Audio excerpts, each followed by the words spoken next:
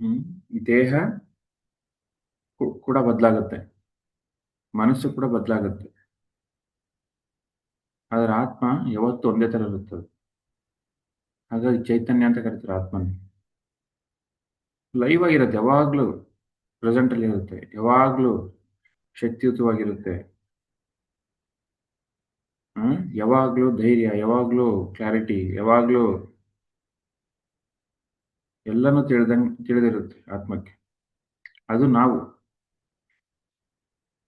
So ಯಾವಾಗ ನಾವು ಆತ್ಮ ಪದಾರ್ಥ ಅಂತ ನಾವು ಪರಿಪೂರ್ಣವಾಗಿ ನಾವು ಅನುಭವದಿಂದ ಜ್ಞಾನದಿಂದ ಬರ್ತಕ್ಕಂಥ ಜ್ಞಾನದಿಂದ ತಿಳ್ಕೊಂತೀವಿ, ಆವಾಗ ಆ ಜೀವನನೇ ಅದ್ಭುತ ಆಗುತ್ತೆ. ಅದೇ ಸರಿಯಾದ ಜೀವನ. ಆ ಜೀವನಕ್ಕೆ ಪ್ರತಿಯೊಬ್ಬರು ಬರಬೇಕು. ಮೂರ್ಖ ಜೀವನ ಬೇಡ. ದೇಹ ಮನಸ್ಸಿನ ಜೀವನದಲ್ಲಿ ಅರ್ಥ ಇಲ್ಲ ಅಲ್ಲಿ. ಇದು ಯಾರು ಸಂಪಾದಿಸ್ಕೋಬೇಕಂದ್ರೆ ನಾವೇ ಸಂಪಾದಿಸ್ಕೋಬೇಕು. ಯಾರು ಕೊಡ್ತಾರೆ ಅಂದ್ರೆ ಯಾರು ಕೊಡೋರಿಲ್ಲ. ಇದೆಲ್ಲ ಸಾಧನೆ ಮಾಡಿ ಪಡೆಯೋದು, ಸಂಪಾದಿಸ್ಕೊಳ್ಳೋದು. ಈ ಕ್ಲಾರಿಟಿ ವೆರಿ ವೆರಿ ಇಂಪಾರ್ಟೆಂಟ್. ಈ ಕ್ಲಾರಿಟಿ ಇಲ್ಲಾಂದ್ರೆ ಅವ್ನು ಮೂರ್ಖನೇ. ಇನ್ನೂ ಅವನು ಬೇರೆಯವ್ರ ಮೇಲೆ ಡಿಪೆಂಡ್ ಆಗಿದ್ದಾನೆ ಅಂದ್ರೆ ಅವನಿನ್ನು ಅಜ್ಞಾನಿನೇ. ಯಾರಪ್ಪ ಅಜ್ಞಾನಿ ಅಂದ್ರೆ, ನನ್ನ ಒಂದು ವಾಸ್ತವಕ್ಕೆ ನಾನೇ ಕಾರಣ. ನಾನು ಜ್ಞಾನ ಸಂಪಾದಿಸ್ಕೋಬೇಕಂದ್ರೆ, ಆ ಮರಣಾನಂತರ ಜೀವನದ ಜ್ಞಾನ ಸಂಪಾದಿಸ್ಕೋಬೇಕಂದ್ರೆ ನಾನೇ ಕಷ್ಟಪಡಬೇಕು. ಬೇರೆಯವ್ರು ಕಷ್ಟಪಡಕ್ಕೆ ಸಾಧ್ಯ ಇಲ್ಲ. ಅವ್ರ ಸಂಗೀತನ ಅವರೇ ತಿಳ್ಕೋಬೇಕು, ಅವರ ವಿದ್ಯೆಯನ್ನ ಅವರೇ ಪಡಿಬೇಕು. ಯಾವುದೋ ವಿದ್ಯೆ ಸಂಪಾದಿಸ್ಕೋಬೇಕಂದ್ರೆ ಅವನು ಕಷ್ಟಪಡಲೇಬೇಕು. ಅದೇ ಥರ ಧ್ಯಾನ ಕೂಡ ಅಷ್ಟೇ. ಧ್ಯಾನದಿಂದ ಆತ್ಮಜ್ಞಾನ ಪಡಿಬೇಕಂದ್ರೆ ಅವರೇ ಶ್ರಮ ವಹಿಸ್ಬೇಕು, ಅವರೇ ಪಡಿಬೇಕು. ಬೇರೆ ದಾರಿ ಇಲ್ಲ. ಅನ್ಯಥಾ ಶರಣಂ ನಾಸ್ತಿ. ಬೇರೆ ದಾರಿ ಯಾವುದಿಲ್ಲ. ಅದು ಯಾರಿಗೆ ಪರ್ಫೆಕ್ಟ್ ಆಗಿ ಕ್ಲಾರಿಟಿಯಲ್ಲಿ ಇರ್ತಾರೋ ಅವರೇ ಜ್ಞಾನಿಗಳು. ಇನ್ನೂ ನಾನೇನೋ ಬೇರೆಯವ್ರ ಮೇಲೆ ಡಿಪೆಂಡ್ ಆಗ್ತೀನಿ ಅಂದ್ರೆ ಅಜ್ಞಾನಿನೇ. ಸೊ ಈ ಮರಣ ನಂತರ ಜೀವನ ಇಷ್ಟಿದೆಯೋ ವಿಷಯ ತಿಳ್ಕೊಳಕ್ಕೆ. ಇದು ಸ್ವಂತ ಅನುಭವಗಳಾಗಬೇಕು ಪ್ರತಿಯೊಬ್ಬರಿಗೂ ಕೂಡ. ನನಗೆ ಕೆಲವೊಂದು ಮರಣಾನಂತರ ಜೀವನದ ಅನುಭವಗಳಾಗಿದ್ದಾವೆ. ಏನಪ್ಪಾ ಅಂದ್ರೆ, ಒಂದು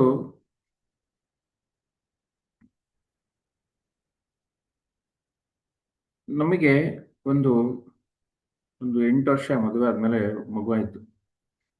ಈಗಾಗಲೇ ಹೇಳಿದ್ದೇನೆ. ಆ ಮಗು 16 ದಿನ ಇದ್ಬಿಟ್ಟು ಬಾಡಿ ವೆಕೇಟ್ ಮಾಡಿತು. ಸೊ ಬಾಡಿ ವೆಕೇಟ್ ಮಾಡೋದು ಮೊದಲು ಗೊತ್ತಾಗ್ತಿದೆ. ಗರ್ಭದಲ್ಲಿದ್ದಾಗೆ ಗೊತ್ತಾಗ್ತಿದೆ. ನಾನು ಹೇಳಿಲ್ಲ ಮೇಡಮ್‌ಗೆ, ಅವರು ನನಗೆ ಹೇಳಿಲ್ಲ. ಅವ್ರಿಗೂ ಗೊತ್ತಾಗ್ತಿದೆ. ಹಂಗೆ ಪೋಸ್ಟ್‌ಪೋನ್ ಮಾಡಿದ್ವಿ. ಟೈಮ್ ಬಂತು. ಹ್ಮ್. ಹಾಸ್ಪಿಟ್ಲಿಗೆ ಅಡ್ಮಿಟ್ ಆಯ್ತು. ಎಷ್ಟು ದಿನ ಇರುತ್ತೆ ಇರ್ಲಿ ಹಾಸ್ಪಿಟಲ್ ಅಂತ ನಾವು. ಗೊತ್ತು ನಮಗೆ. ಡಾಕ್ಟರ್ ಹೇಳಿದಾರೆ 99% ಉಳಿಯಲ್ಲ ಅಂತ. ಏನೂ ಇಲ್ಲ. ಸಡನ್ ಆಗಿ ಹುಷಾರ್ ತಪ್ಪಿತು. ಟೈಮ್ ಬಂತು. ದೇಹ ಬಿಟ್ಟಿತ್ತು ಮಗು. ದೇಹ ಬಿಟ್ಟ ಮೇಲೆ ಆ ಆ ಕ್ರಮೇಷನ್ ಮಾಡಿದ್ಮೇಲೆ, ಮಣ್ಣು ಮಾಡಿದ್ಮೇಲೆ ಆ ಆ ಮಗು ಒಬ್ಬ ಅದ್ಭುತವಾದ ಯೋಗಿ. ಹ್ಮ್. ಸದ್ಗುರು ತಪಸ್ವಿ ಮಹಾರಾಜ್ ಅಂತ ಗೊತ್ತಾಯ್ತು. ಅದಾದ್ಮೇಲೆ ಸ್ವಲ್ಪ ದಿನ ಆದ್ಮೇಲೆ, ಯಾಕಂದ್ರೆ ಆ ಬುಕ್ ನಾವು ಟ್ರಾನ್ಸ್ಲೇಟ್ ಮಾಡಿದ್ವಿ ಕನ್ನಡಕ್ಕೆ. ಆ ಮಗುನ ಕರ್ಕೊಂಡು ಆ ಮಗು ಹೋಗೋದು ಗೊತ್ತಾಯ್ತು ಬಾಡಿ ಕ್ರಮೇಷನ್ ಮಾಡಿದ್ಮೇಲೆ. ಜೊತೆಗೆ ನಾನು ಮೇಡಮ್ ನಮ್ಮ ಪಿರಮಿಡ್ ಅಲ್ಲಿ ಧ್ಯಾನಕ್ಕೆ ಕೂತಾಗ ಆ ಮಗು ಬಂದು ನಮ್ಮನ್ನ ದರ್ಶನ ಕೊಡ್ತು. ಅಂದ್ರೆ ನಮಗೆ ಸ್ಪಷ್ಟ ಆಯ್ತು ಮರಣಾನಂತರ ಜೀವನ ಇದೆ, ದುಃಖ ಪಡೋ ಅವಶ್ಯಕತೆ ಇಲ್ಲ. ಮೊದ್ಲು ಗೊತ್ತಿತ್ತು, ಇನ್ನೂ ಹೆಚ್ಚಿನ ಕ್ಲಾರಿಟಿ ಬಂತು. ಆ ಮಗು ಬಾಡಿ ವೆಕೇಟ್ ಮಾಡಕ್ಕಿಂತೂ ಮುಂಚೆನೆ ಗೊತ್ತಿತ್ತು. ಯಾಕಂದ್ರೆ ನಾನು ಯಾವಾಗ ಧ್ಯಾನಕ್ಕೆ ಬಂದೆ, ಸಾವು ಹುಡ್ಕೊಂಡು ಬಂದಿದ್ದು. ಸಾವಿಲ್ಲ ಅಂತ ಗೊತ್ತಾಯ್ತು. ಒಂದು 25 ವರ್ಷದಿಂದ, 23 ವರ್ಷದಿಂದ ಗೊತ್ತಾಯ್ತು. ಅದಾದ್ಮೇಲೆ ಅದೊಂದು ಅನುಭವ ಕೂಡ ಆಯ್ತು. ಮಗುಂದು ಅನುಭವ ಕೂಡ ಆಯ್ತು. ಅಂದ್ರೆ ಆ ಮಗು ಹೈಯರ್ ವರ್ಲ್ಡ್ಸಿಗೆ ಹೋಗಿದೆ ಅಂತ ಸ್ಪಷ್ಟ ಆಯ್ತು. ಆ ಆ ಮಗು ಎಷ್ಟು ಅಂದ್ರೆ ಅವನಿಗೆ ಯಾರ್ಯಾರು ಸೇವೆ ಮಾಡಿದ್ರು ಅವ್ರಿಗೆಲ್ಲ ದರ್ಶನ ಕೊಟ್ಟು ಥ್ಯಾಂಕ್ಸ್ ಹೇಳಿದ್ವಿ ನಾವು. ಈಗ ಯೋಗಿ, ಯೋಗಿ ತರನೇ ಆ ದೇಹ ಬಿಡಕ್ಕಿಂತ ಮುಂಚೆ ಯೋಗಿನೇ, ಬಿಟ್ಟ ಮೇಲೆ ಕೂಡ ಮಹಾಯೋಗಿನೇ. ಸೊ ಅದು ಕೂಡ ಗೊತ್ತಾಯ್ತು. ಅದು ಒಂದು ಅನುಭವ. ಇನ್ನೊಂದು ಅನುಭವ ಏನಂದ್ರೆ, ನಮ್ಮ ಗುರುಗಳು ದೇಹ ಬಿಟ್ಟ ಮೇಲೆ ನನಗೇನು ಅನಿಸ್ತು ಅಂದ್ರೆ, ಏನಪ್ಪಾ ಇದು ಮುಂದಿನ ಜೀವನ ಹೇಗೆ? PSSM ಏನು? ಧ್ಯಾನಿಗಳಿಗೆ ಯಾರು ಮಾರ್ಗದರ್ಶಕರು? ಏನಾಗ್ಬಿಡುತ್ತೆ ಧ್ಯಾನ ಪ್ರಪಂಚ? ಹ್ಮ್ ಅವರು ಇದ್ರನೇ ಇಷ್ಟು ಜನಗಳು ಅಜ್ಞಾನಿಗಳಿದ್ದಾರೆ. ಅವ್ರು ಹೋದ್ಮೇಲೆ ಏನು ಪ್ರಪಂಚ? ನಾವೇನಿನ್ನೂ ಮಾಡಕ್ಕಾಗಲ್ಲ ಈ ಧ್ಯಾನ ಪ್ರಪಂಚದಂತ ಆ ಬೇಜಾರಲ್ಲಿ ನನಗೂ ದೇಹ ಬಿಡ್ಬೇಕನ್ನಿಸ್ತು. ಜೊತೆಗೆ ನಾವು ಏನಾಗ್ತೀವಿ ಅಂದ್ರೆ, ಗುರುಗೆ ಜೊತೆಗಿದ್ದು ಇದ್ದು ಆ ಗುರು ಮೇಲೆ ಅಟ್ಯಾಚ್ಮೆಂಟ್ ಕೂಡ ಬಂದ್ಬಿಡುತ್ತೆ. ಅದು ಗೊತ್ತಿಲ್ಲದೆ ಬರುತ್ತೆ ಅದು. Slowly, slowly, slowly. ಅನ್ನಿಸ್ತು. ತುಂಬಾ ಬೇಜಾರಾಯ್ತು. ಒಂದು 2 ಡೇಸ್. ಅದಾದ್ಮೇಲೆ 2 ಡೇಸ್ ಆದ್ಮೇಲೆ ಒಂದು ಹೊಸ ಒಂದು ಚೈತನ್ಯ ಹುರುಪ್ ಬಂತು. ಇರ್ಬೇಕು ನಾನು. ಗುರುಗಳು ಮೆಸೇಜ್ ಕೊಟ್ರು ಮಲ್ಕೊಂಡಾಗ, ಧ್ಯಾನದಲ್ಲೂ ಕೂಡ. ಏನು? ನಾನೆಲ್ಲ ನಿಮ್ ಜೊತೆ ಇರ್ತೀನಿ. ಎಷ್ಟೋ ಕೆಲಸ ಇದೆ ನೀನೆಲ್ಲ ಮಾಡೋದು ಇನ್ನು ಭೂಮಿ ಮೇಲೆ. ಇರ್ಬೇಕು. ಈ ತರ ಆಲೋಚನೆ ಮಾಡೋದು ತಪ್ಪು ಅಂತ ಹೇಳಿದ್ರು. ಸೊ ಇದು ಕೂಡ ಗೊತ್ತಾಯ್ತು. ಏನು? ಮರಣಾನಂತರ ಜೀವನ ಇದೆ. ಎಲ್ಲನೂ ಸಾಧ್ಯತೆಗಳಿದೆ. ಭೂಮಿ ಮೇಲೆ ಏನ್ ಸಾಧ್ಯತೆಗಳಿತ್ತು ದೇಹ ಇದ್ದಾಗ, ಅದಕ್ಕಿಂತಲೂ ಅತೀತವಾದ ಸಾಧ್ಯತೆಗಳು ದೇಹ ಬಿಟ್ಟ ಮೇಲೆ ಇದೆ ಅಂತ ಗೊತ್ತಾಯ್ತು. ಸೊ ಇವೆಲ್ಲ ಅನುಭವಕ್ಕೆ ಬರ್ಬೇಕು. ಯಾರಿಗಪ್ಪ ಅನುಭವ ಬರುತ್ತಂದ್ರೆ, ಯಾರು ಈ ಧ್ಯಾನ ಮಾರ್ಗದಲ್ಲಿ ಯಾವಾಗ್ಲೂ ಇರ್ತಾರೆ, ಅವರಿಗೆ ಅನುಭವಕ್ಕೆ ಸಹಜವಾಗಿ ಬರ್ತಾ ಹೋಗ್ತವೆ. ಎಲ್ಲಾ ಪರಿಸ್ಥಿತಿಯಲ್ಲೂ ಕೂಡ. ಅದಾದ್ಮೇಲೆ ಸ್ಪಿರಿಚುವಲ್ ಇಂಡಿಯಾ ಮ್ಯಾಗಝೀನು ವೇಣು ಸರ್ ಅಂತ ಅವರೊಬ್ಬ ಗ್ರೇಟ್ ಮಾಸ್ಟರ್. ಅವರು ಕೂಡ ಯಾಕೋ ನನಗೆ ಒಂದು 6 ತಿಂಗಳು ಮುಂಚೆನೆ ಮಾತಾಡಿದಾಗ, ಅವ್ರು ಯಾಕೋ ಡೌಟಲ್ಲಿ ಮಾತಾಡಿದ್ರು. ಆ? ಅವ್ರು ಇರೋದೇ ಡೌಟಲ್ಲಿ ಮಾತಾಡಿದ್ರು. ನನಗೆ ಅವಾಗೇ ಸೆನ್ಸ್ ಆಗಿತ್ತು. ಬಟ್ ಒಂದು ಟೈಮಲ್ಲಿ ದೇಹ ಬಿಟ್ರು ಅಂದ ತಕ್ಷಣ ಒಂದ್ ಕಡೆ ಶಾಕ್ ಆಯ್ತು. ಓಹೋ! ಆಗ್ಲೇ ಹೇಳಿದ್ರಲ್ಲ ಅಂತ ರಿಯಲೈಸ್ ಆಯ್ತು. ನೋಡಿ. ಸೊ ಯಾರು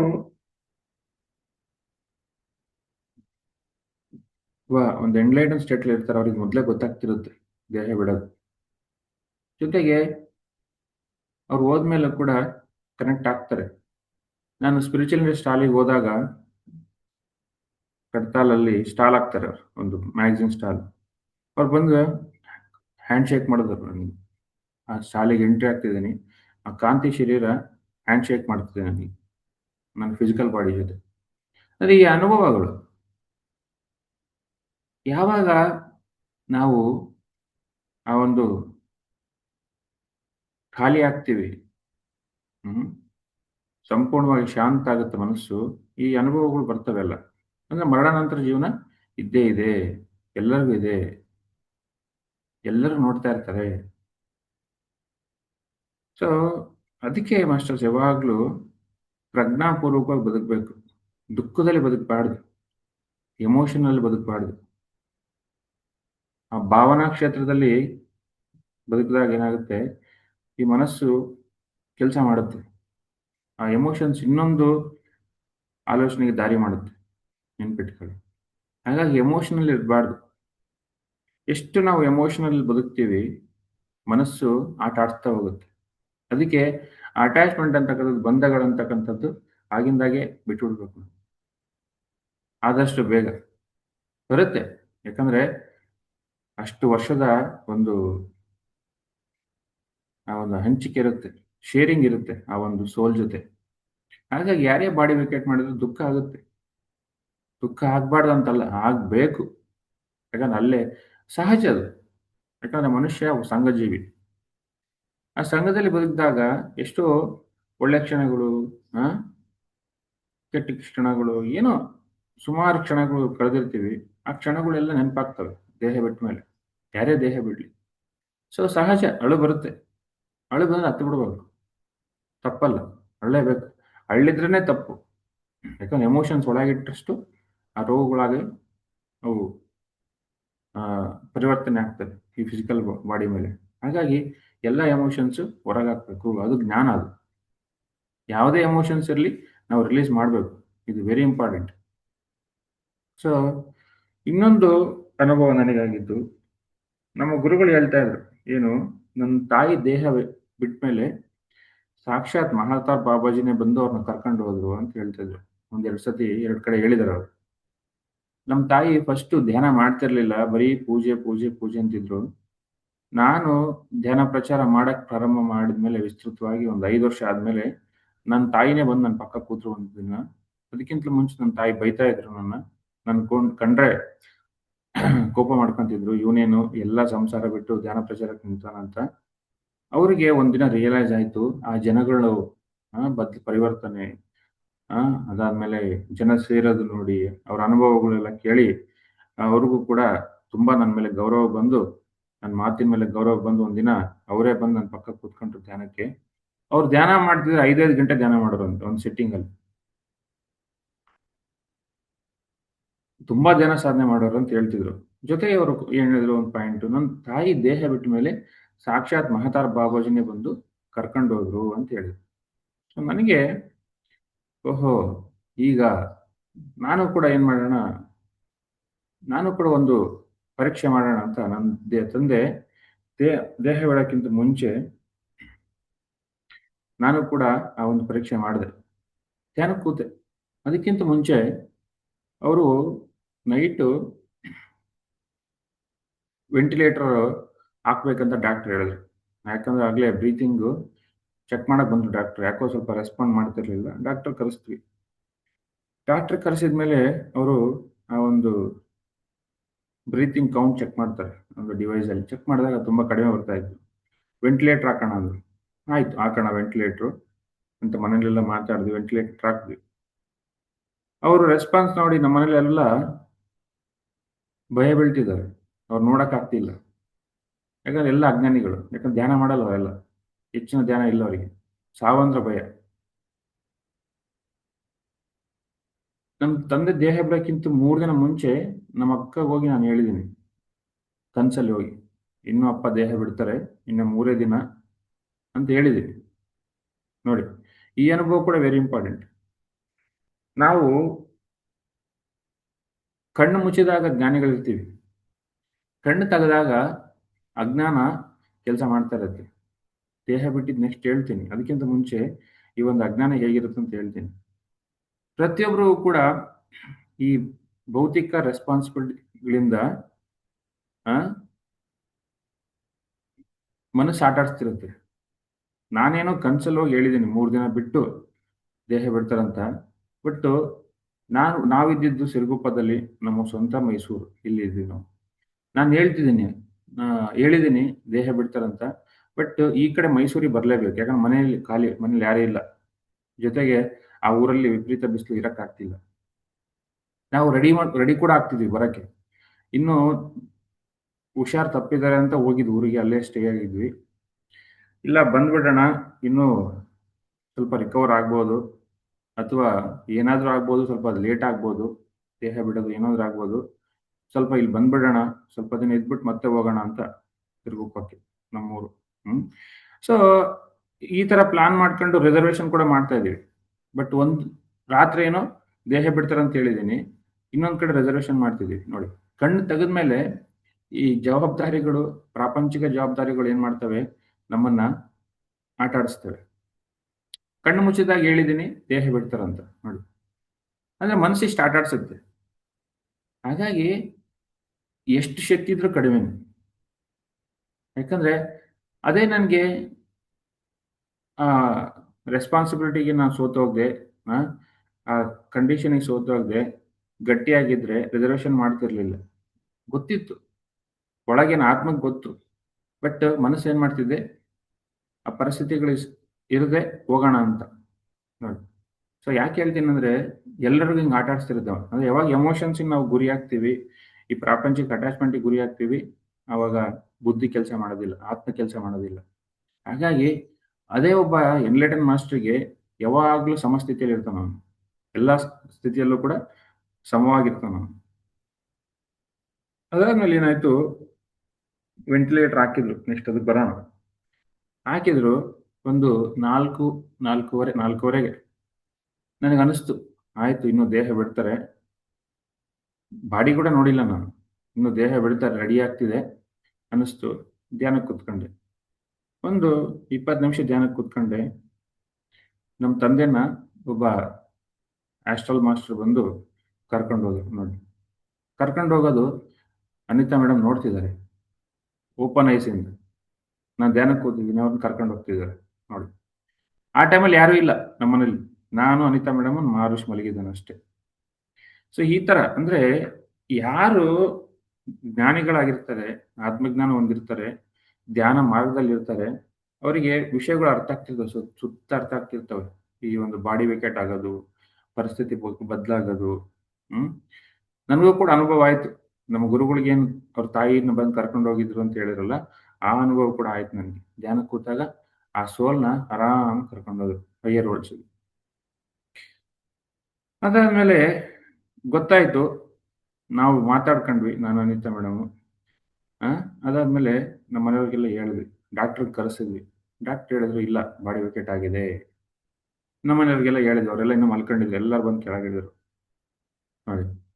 ದೇಹ ಬಿಡೋದು ಗೊತ್ತಾಯ್ತು, ದೇಹ ಕರ್ಕೊಂಡು ಆತ್ಮನ ಕರ್ಕೊಂಡು ಹೋಗೋದು ಗೊತ್ತಾಯ್ತು. ಅದೇ ಯಾರು ಜ್ಞಾನಿಗಳಾಗಿರ್ತಾರೆ, ಒಂದು ಅಟ್ಲೀಸ್ಟ್ ಧ್ಯಾನ ಮಾರ್ಗದಲ್ಲಿ ಇರ್ತಾರೆ, ಇವರಿಗೆಲ್ಲ ಗೊತ್ತಾಗ್ತವೆ ಇವೆಲ್ಲ. ಅಂದ್ರೆ ನೀವು ಬೇಕಂತವ್ರನ್ನ ನೀವು ಆ ಆತ್ಮನ ಬೇಗ ಕಳಿಸ್ಬೋದು ಒಂದು ಹೈಯರ್ ವರ್ಲ್ಡ್ಸಿಗೆ. ಪ್ರತಿಯೊಬ್ರು ಮಾಡ್ಬೋದು. ಅದಕ್ಕೆ ಧ್ಯಾನವನ್ನ ಹೆಚ್ಚೆಚ್ಚು ಹೆಚ್ಚೆಚ್ಚು ಹೆಚ್ಚೆಚ್ಚು ಸಾಧನೆ ಇರಬೇಕು, ಅದಿರೋದು. ಯಾರು ಆ ಒಂದು ಆಧ್ಯಾತ್ಮಿಕದಲ್ಲಿ ಇರ್ತಾರೆ, ಸಂಪೂರ್ಣವಾಗಿ ತೊಡಸ್ಕೊಂಡಿರ್ತಾರೆ, ಇವ್ರಿಗೆಲ್ಲ ಸಾಧ್ಯತೆಗಳಿರ್ತವೆ. ಅದೇ ಬೇರೆಯವ್ರ ಬಾಡಿ ವೇಕೆಟ್ ಮಾಡಿದ್ರೆ ನೋಡಿ, ಏನೂ ಮಾಡೋಕ್ಕಾಗೋದಿಲ್ಲ. ಏನಾಗುತ್ತೆ ಬಾಡಿ ವೇಕೆಟ್ ಮಾಡಿದ್ಮೇಲೆ ಅದು ಕೂಡ ತಿಳ್ಕೊಳ್ಳೋಣ ಮುಂದೆ. ಸೊ ಮಾಮೂಲಿ ಪರ್ಸನ್ನು ದೇಹ ಬಿಟ್ರೆ 3 ದಿನನೋ ಎಷ್ಟೋ ದಿನ ಇರ್ತಾರೆ. 3 ದಿನನೋ 300 ದಿನನೋ ಇರ್ತಾರೆ ಅವ್ರು. ಎಷ್ಟು ದಿನ ಆದ್ರೂ ಇರ್ತಾರೆ. ಯಾಕಂದ್ರೆ ಅಟ್ಯಾಚ್ಮೆಂಟ್ಗಳು. ಇದೇ ನಮ್ಮ ತಂದೆ ದೇಹ ಬಿಡೋಕ್ಕಿಂತ ಮುಂಚೆ ಅನಿತಾ ಮೇಡಮ್‌ಗೆ ಅನುಭವ ಆಗ್ತಿದೆ. ಏನಂದ್ರೆ ಅವ್ರಿಗೆ ಅಟ್ಯಾಚ್ಮೆಂಟ್‌ಗಳು. ಮಕ್ಕಳು, ಮೊಮ್ಮಕ್ಕಳು, ಹೆಣ್ಮಕ್ಳು, ಗಂಡ್ಮಕ್ಳು ಅಂತೆಲ್ಲ ಅಟ್ಯಾಚ್ಮೆಂಟ್. ಅವರು ದೇಹದಿಂದ ಹೊರಗೆ ಬರ್ತಿದ್ದಾರೆ, ಮನೇನ ನೋಡ್ತಿದ್ದಾರೆ.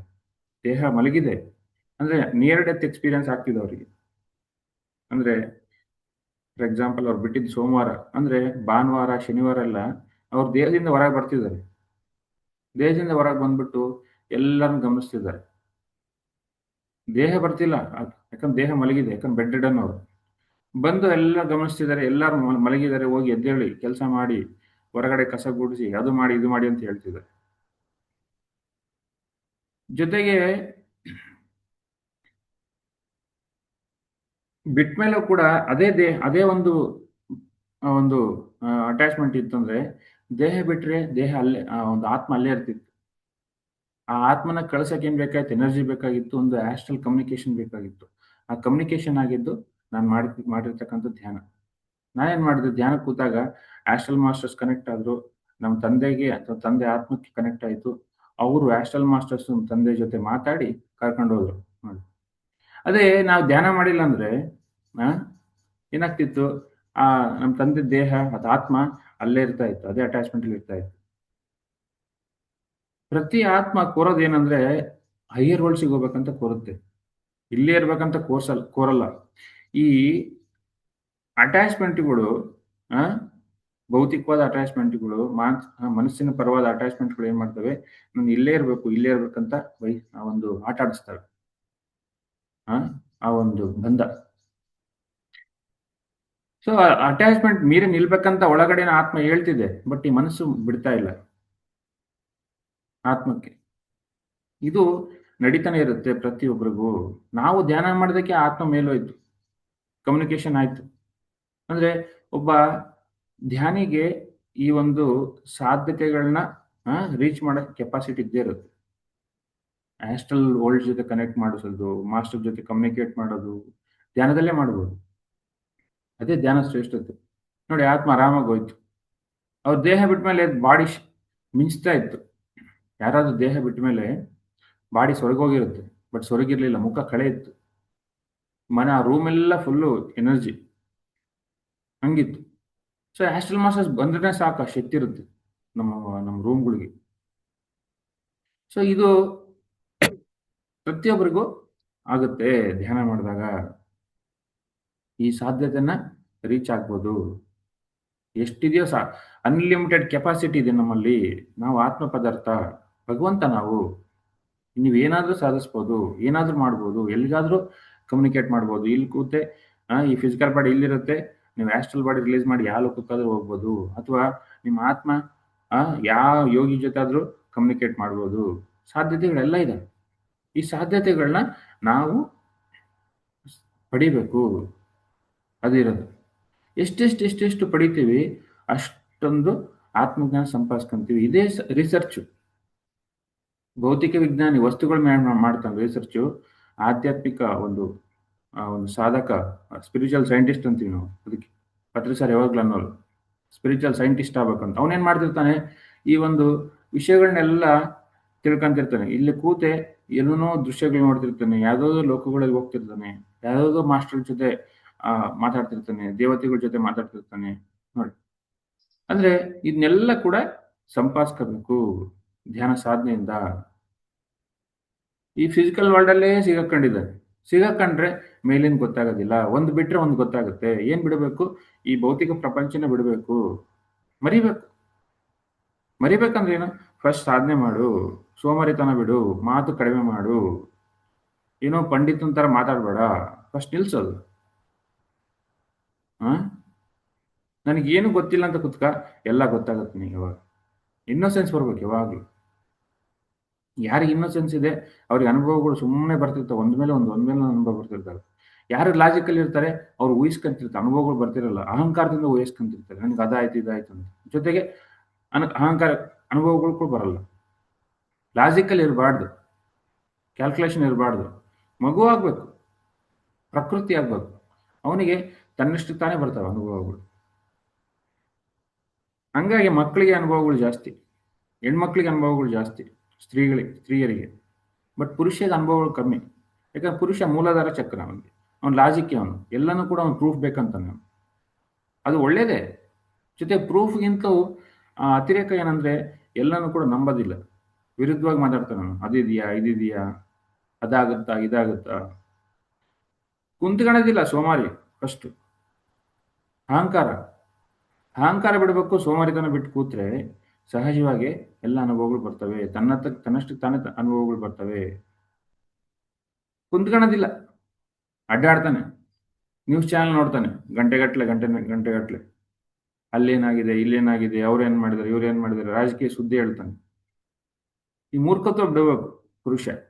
ಸ್ತ್ರೀಯರು ಬೇರೆ ವಿಷಯ ಮಾತಾಡೋದು ಬಿಡಬೇಕು. ಪಕ್ಕದ ಮನೇಲಿ ಏನಾಗ್ತಿದೆ ಬಿಡಬೇಕು.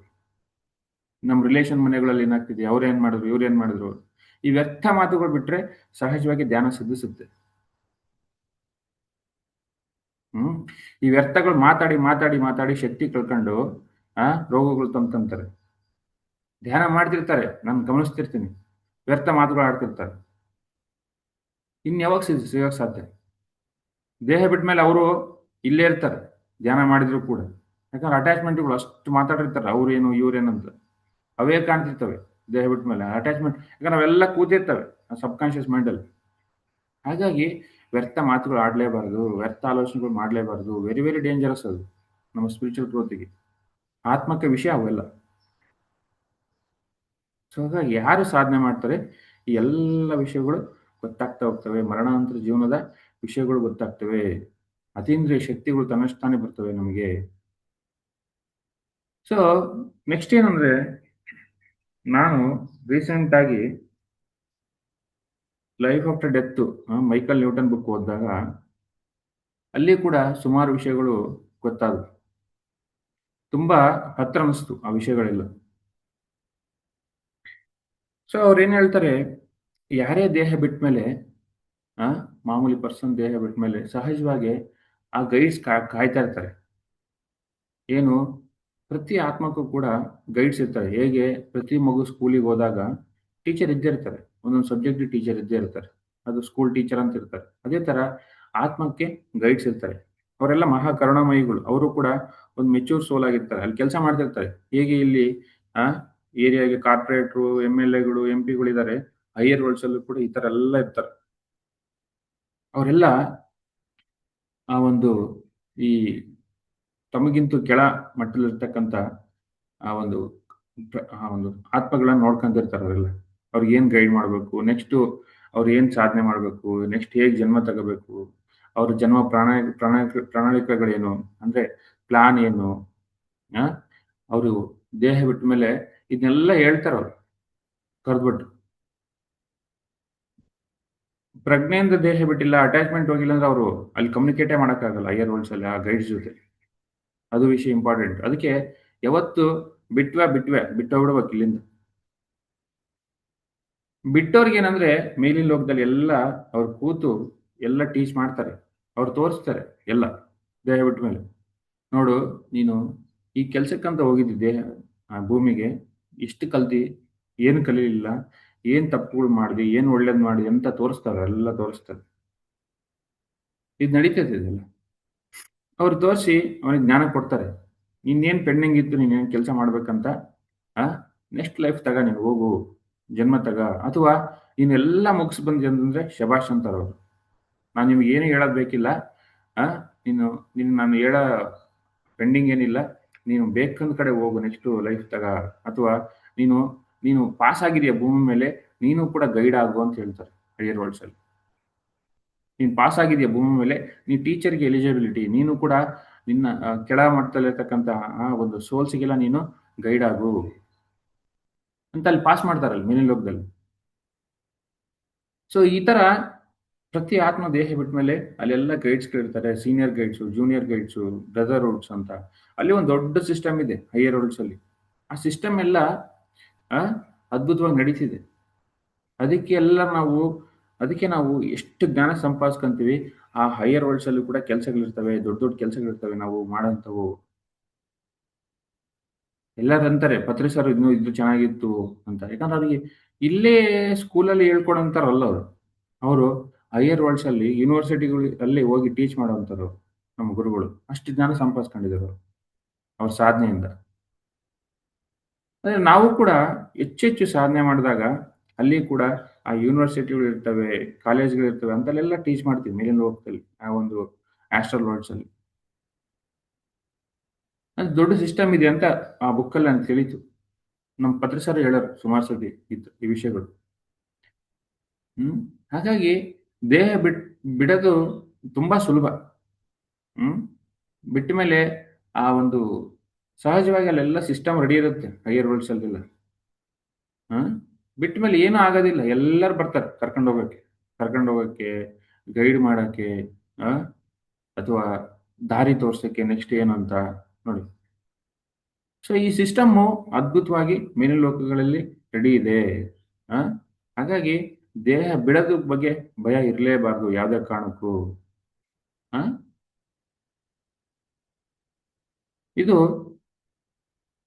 ಕಂಟಿನ್ಯೂಸ್ ಆಗಿ ನಡೀತಾನೆ ಇದೆ ಹೈಯರ್ ವರ್ಲ್ಡ್ಸ್ ಅಲ್ಲಿ. ಹಾಗಾಗಿ ದೇಹ ಪ್ರತಿಯೊಬ್ಬರಿಗೂ ಧ್ಯಾನ ಕೊಡಬೇಕು ನಾವು. ಅವಾಗೇನಾಗುತ್ತೆ, ಆ ಆತ್ಮಗಳೆಲ್ಲ ಸಹಜ ಆರಾಮಾಗಿ ಮೇಲಿನ ಲೋಕದಲ್ಲಿ ಡ್ಯಾನ್ಸ್ ಮಾಡ್ತವೆ, ಆರಾಮಾಗಿರ್ತವೆ. ಈ ಭೂಮಿ ಮೇಲೆ ಅಟ್ಯಾಚ್ಮೆಂಟೇ ಇರೋದಿಲ್ಲ. ಅಜ್ಞಾನಿಗಳು ದೇಹ ಬಿಡೋದು ನೋಡಿದ್ದೇನೆ. ಅಜ್ಞಾನಿಗಳು ದೇಹ ಬಿಟ್ಟ ಮೇಲೆ ಆ ಸೋಲ್ಸು ಕಾಣೋದು, ಅಟ್ಯಾಚ್ಮೆಂಟ್ ಇದ್ದಾಗ ಆ ಸ್ಟ್ರೆಸ್ಡ್ ಆಗಿರ್ತವೆ ಆ ಸೋಲ್ಸ್ ಎಲ್ಲ, ಅಲ್ಲೇ ಅಂಟಿಕೊಂಡಿರ್ತವೆ ಸೋಲ್ಸ್ ಎಲ್ಲ. ಯಾರಾದ್ರೂ ನಾವು ದೇಹ ಬಿಟ್ಟಾಗ ನೋಡಕ್ ಹೋದಾಗ, ಸುಮ್ಮನೆ ದರ್ಶನ ಮಾಡಕ್ ಹೋದಾಗ ಅನ್ಸುತ್ತೆ ಅಲ್ಲಿ ಹೋದಾಗ, ಸುಮ್ಮನೆ ಇದ್ರೆ ಸಾಕು ಅನ್ಸುತ್ತೆ ಅಲ್ಲಿ. ಈ ತರ ಆ ಒಂದು ಅನುಭವಗಳು ಆಗ್ತವೆ. ಆ ಅನುಭವಗಳು ಎಲ್ಲಿ ಆಗ್ತಾವಂದ್ರೆ, ಆ ಯಾರು ಧ್ಯಾನ ಮಾಡಿರಲ್ಲ ಅಂತವ್ರು ನೋಡಕ್ ಹೋದಾಗ ಆಗತ್ತೆ. ಧ್ಯಾನ ಮಾಡಿದವ್ರ ಹತ್ರ ಹೋದಾಗ ಆ ಆ ಅನುಭವಗಳು ಆಗೋದಿಲ್ಲ. ಆ ಆತ್ಮ ಕಾಣಿಸೋದೇ ಇಲ್ಲ ಅಲ್ಲಿ. ಬರೀ ಬಾಡಿ ಕಾಣುತ್ತೆ. ಬಾಡಿ ಕೂಡ ಕಳೆ ಇರುತ್ತೆ. ಆ ಒಂದು ಧ್ಯಾನ ಮಾಡಿರ್ತಕ್ಕಂಥದ್ದೇ ಅಂಥವ್ರು ದೇಹ ಬಿಟ್ಟಾಗ ಆ ದೇಹ ಕೂಡ ಕಾಂತಿ ಇರುತ್ತೆ. ಆ ಸೋಲ್ ಕೂಡ ಅದ್ಭುತವಾಗಿ ಪಯಣ ಮಾಡೋದು ಆ ಅನ್ಸುತ್ತೆ ಅದು. ಸೊ ಹಾಗಾಗಿ ಪ್ರತಿಯೊಬ್ರು ಧ್ಯಾನದ ಶ್ರೇಷ್ಠತೆ ಏನಪ್ಪ ಅಂದ್ರೆ, ಪ್ರತಿಯೊಬ್ರು ಆ ಈ ದೇಹ ಬಿಡಕ್ಕಿಂತ ಮುಂಚೆನೆ ನಾನು ಯಾರಂತ ಸಂಪೂರ್ಣವಾಗಿ ಪರಿಪೂರ್ಣವಾಗಿ ತಿಳ್ಕೋಬೇಕು. ಜೊತೆಗೆ ಇಲ್ಲಿ ಬಂದಿರತಕ್ಕಂಥ ಕರ್ತವ್ಯಗಳನ್ನೆಲ್ಲ ಮುಗಿಸ್ಬೇಕು. ಮುಗಿಸದೆ ಹೋದ್ರೆ ಮತ್ತೆ ಅಲ್ಲಿ ಬೇಜಾರಾಗುತ್ತೆ. ಮಾಡಿಲ್ಲ ಅಂತ ಗಿಲ್ಟ್ ಇರುತ್ತೆ ಮೇಲಿನ ಲೋಕದಲ್ಲಿ. ಹಂಗಾಗಿ ಒಂದೇನು, ಪ್ರಜ್ಞೆಯಿಂದ ಬದುಕೋದು ಪ್ರತಿ ಜೀವನ, ಸಮಯನ ವ್ಯರ್ಥ ಮಾಡದೆ, ಆ ಚಾಚು ತಪ್ಪದೆ ಧ್ಯಾನ, ಸ್ವಾಧ್ಯಾಯ, ಸೇವೆ, ಸಜ್ಜನ ಸಾಂಗತ್ಯ ಇವೆಲ್ಲ ಮಾಡ್ತಾ ಇರ್ಬೇಕು. ಯಾಕಂದ್ರೆ ಮೇಲಿನ ಲೋಕಕ್ಕೆ ತಗೊಂಡೋಗೋದು ಇವನ್ನೇ ನಾವು. ಬೇರೆ ಏನು ತಗೊಂಡೋಗೋದಿಲ್ಲ. ಆ? ನಾವೇನು ತಗೊಂಡೋಗ್ತೀವಿ ಅದ್ರ ಕಡೆ ಯಾವಾಗ್ಲೂ ಗಮನ ಇರಬೇಕು. ಏನ್ ಬಿಟ್ಟೋಗ್ತೀವಲ್ಲ, ಬಿಟ್ಟೋದ್ರ ಕಡೆ ಆ ಗಮನ ಕೊಟ್ರೆ ಎದಕ್ ಬಂತು? ಸೊ ನಾವು ಅವ್ರ ಮನೆಗೆ ಹೋಗಿರ್ತೀವಿ. ಅವ್ರ ಮನೆಯಿಂದ ಹೊರಗೆ ಬಂದ ತಕ್ಷಣ ನಮ್ಮ ಮನೆಗೆ ನಮ್ಗೆ ಸಂಬಂಧ ಇಲ್ಲ. ಮರ್ತೋಗ್ಬಿಡ್ತೀವಿ ನಾವು. ಅದೇ ತರ ಈ ಭೂಮಿ ಅಂತಕ್ಕಂಥ ಮನೆಗೆ ಬಂದಿದ್ದೀವಿ. ಈ ಬಿಟ್ಟೋದ್ಮೇಲೆ ಆ ಇದ್ರ ಬಗ್ಗೆ ಆಲೋಚನೆ ಇರಬಾರ್ದು. ಆಲೋಚನೆ ಮಾಡಿದ್ವಿ ಅಂದ್ರೆ ಇನ್ನೂ ಅಟ್ಯಾಚ್ಮೆಂಟ್ ಹೋಗಿಲ್ಲ ಅಂತ. 0.1% ಇದ್ರೂ ಕೂಡ ಇನ್ನೂ ನಮಗೆ ಬಂಧ ಹೋಗಿಲ್ಲ ಅಂತ. ಜ್ಞಾನಿಗಳಾಗಿಲ್ಲ ಅಂತ. ಹಾಗಾಗಿ ಅದಕ್ಕಿಂತ ಇಂಪಾರ್ಟೆಂಟ್ ಏನಂದ್ರೆ ಅವಾಗಿಂದ ಅವಾಗೆ ಬಿಡೋದು. ಆ ಏನೋ ವಿಷಯ ಮಾತಾಡಿದ್ವಿ, ಏನೋ ಒಂದು ಯಾರೋ ನಮ್ಮನ್ನ ಹೊಗಳಿದ್ರು, ತೆಗಳಿದ್ರು, ಆ ಮಾನ ಆಯ್ತು, ಅವಮಾನ ಆಯ್ತು ಅಂದ್ರೆ ಅದನ್ನ ಅಲ್ಲಿಂದಲೇ ಬಿಡೋದು, ಮರೆಯೋದು ಪ್ರಾಕ್ಟೀಸ್ ಮಾಡಬೇಕು. ಎಷ್ಟು ನಾವು ಇದನ್ನ ಅಭ್ಯಾಸ ಮಾಡ್ತೀವಿ, ಅಷ್ಟು ನಾವು ಸಹಜವಾಗಿ ದೇಹ ಬಿಟ್ಟಾಗ ಕೂಡ ಅದ್ಭುತವಾಗಿ ಬಿಡ್ತೀವಿ. ಅಂದ್ರೆ ಮನಸ್ಸು ಖಾಲಿ ಮಾಡ್ಕೋಬೇಕು. ಬಿಡೋದಂದ್ರೆ ಏನು? ಮನಸ್ಸು ಖಾಲಿ ಮಾಡ್ಕೊಳ್ಳೋದು. ಅವನ್ನ ಸಂಗ್ರಹಿಸ್ಕೊಂಡಷ್ಟು ಏನಾಗುತ್ತೆ ನಮ್ಮ ಶಕ್ತಿ ವ್ಯರ್ಥ ಆಗುತ್ತೆ. ಮೇಲಿನ ಲೋಕದ ವಿಷಯಗಳು ಗೊತ್ತಾಗೋದಿಲ್ಲ. ಜೊತೆಗೆ ಅದಕ್ಕಿಂತ ಇಂಪಾರ್ಟೆಂಟ್ ಅಂದ್ರೆ ನಮ್ ಶಕ್ತಿಹೀನ ಆಗ್ತೀವಿ ನಾವು. ಮನಸ್ಸು ಅಶಾಂತಿಗೆ ಒಳಗಾಗುತ್ತೆ. ಅಂದ್ರೆ ನೀನು ಯಾವಾಗ್ಲೂ ಆತ್ಮತತ್ವದಲ್ಲಿ ಬದುಕು. ಅದು ಇರೋದು. ಎಲ್ಲದಕ್ಕೂ ಕೂಡ ವಿಟ್ನೆಸ್ ಆಗು, ಸಾಕ್ಷಿಭೂತ ಆಗು. ನಿನಗೆ ಹೊಗಳಿದ್ರು ಸಾಕ್ಷಿಭೂತ ಆಗು, ತೆಗಳಿದ್ರು ಸಾಕ್ಷಿಭೂತ ಆಗು, ಕಷ್ಟಕ್ಕೂ ಸಾಕ್ಷಿಭೂತ ಆಗು. ಯಾಕೆ ಹೇಳ್ತೀವಿ ಅಂದ್ರೆ ಈ ಒಂದು ಸ್ಥಿತಿ ಕಾಪಾಡ್ಕೊಳ್ಳೋಕ್ಕೋಸ್ಕರ, ಆತ್ಮ ತತ್ವದ ಕಾಪಾಡ್ಕೊಳ್ಳೋಕ್ಕೋಸ್ಕರ. ನಿನಗೆ ನೋವುಗಳಿದೆ ಅದಕ್ಕೂ ಸಾಕ್ಷಿ ಆಗು ನೀನು. ಸಾಕ್ಷಿ ಆದ್ರೆ ಸಹಜವಾಗಿ ಬಿಟ್ಬಿಟ್ಟಿ ಅಂತವನ್ನ. ಅದಕ್ಕೂ ನಿನಗೆ ಸಂಬಂಧ ಇಲ್ಲ ಅಂತ. ಅದು ಎಲ್ಲಿದೆ? ದೇಹದಲ್ಲಿದೆ, ನಿನ್ನ ಆತ್ಮದಲ್ಲಿಲ್ಲ ನೋವು. ಅಥವಾ ಮನಸ್ಸಲ್ಲಿ ಏನೋ ಬೇಜಾರಿದೆ ಅಂದ್ರೆ ಅದಕ್ಕೂ ಸಾಕ್ಷಿ ಆಗು. ಹೊರಗೆ ಬಾ, ಅದಕ್ಕೆ ದೂರದಿಂದ ನೋಡು, ಅಬ್ಸರ್ವ್ ಮಾಡೋದನ್ನ. ಅದನ್ನ ಪ್ರಾಕ್ಟೀಸ್ ಮಾಡಿದಾಗ ಏನಾಗುತ್ತೆ ಸಹಜವಾಗಿ ಆತ್ಮತತ್ವದಲ್ಲಿ ಇರ್ತೀವಿ. ಆ ಅವನ್ನೆಲ್ಲ ಬಿಡೋದನ್ನ ಇಲ್ಲಿದ್ದೇ ಪ್ರಾಕ್ಟೀಸ್ ಮಾಡ್ತೀವಿ ನಾವು. ಅಭ್ಯಾಸ ಮಾಡ್ತೀವಿ. ದೇಹ ಬಿಡಕ್ಕಿಂತ ಮುಂಚೆ ಏನಿರೋದಿಲ್ಲ. ಮೇಲಿನ ಲೋಕನೇ ಕಾಣ್ತಿರುತ್ತೆ. ಸೊ ಆ ಸ್ಥಿತಿಗೆ ಪ್ರತಿಯೊಬ್ಬರು ಕೂಡ ಬರಬೇಕು. ಅದಿರೋದು. ಪ್ರತಿಯೊಬ್ಬ ಸಾಧಕ ಬಂದಾಗ ಏನಾಗುತ್ತೆ, ಆ ಆ ಒಂದು ಆ ಲೋಕವಾಸಿಗಳಾಗ್ತೀವಿ ನಾವು. ಆ ಕಾಲೇಜ್ ವಾಸಿಗಳಾಗ್ತೀವಿ, ಸ್ಕೂಲ್ ವಾಸಿಗಳಲ್ಲ. ಯೂನಿವರ್ಸಿಟಿ ವಾಸಿಗಳಾಗ್ತೀವಿ. ಅದಕ್ಕೆ ಒಬ್ಬ ಸಾಧಕ ಆ ಸ್ಥಿತಿಗೆ ಬರಲೇಬೇಕು. ಅವಾಗೆ ಅವನಿಗೆ ಪಾಸ್ ಆದಂಗೆ ಎಲ್ಲ ವಿಷಯಗಳಲ್ಲೂ. Thank you masters. Yes sir.